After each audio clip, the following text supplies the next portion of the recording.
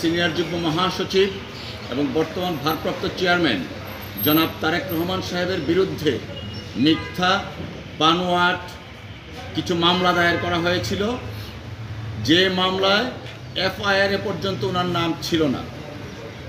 তারপরেও রাজনৈতিক উদ্দেশ্যে এবং জনাব তারেক রহমান সাহেবকে রাজনৈতিকভাবে হেয় প্রতিপন্ন করার জন্য এবং রাজনৈতিকভাবে বিএনপিকে বিতর্কিত করার জন্য প্রধান নেতাকে বিভিন্ন ধরনের মিথ্যা মামলার মামলায় দায়ের করা হয়েছিল।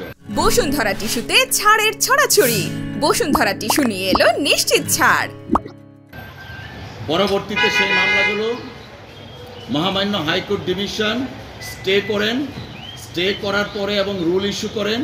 আমরা গত কয়েক মাস পূর্বে সেই রুলের শুনানি করি এবং মহামান্য সুপ্রিম কোর্টের হাইকোর্ট ডিভিশন মামলাগুলা বাতিল করে দেন।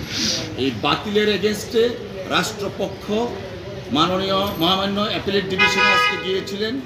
দুই পক্ষের পূর্ণাঙ্গ শুনানি হয়েছে এবং রাষ্ট্রপক্ষের যে আপিল, সেই আপিলটা ডিসমিস করা হয়েছে। তার মানে দাঁড়ালো হাইকোর্ট ডিভিশন মামলাগুলো যে বাতিল করেছিলেন সেই বাতিলের রায় কার্যকর থাকলো।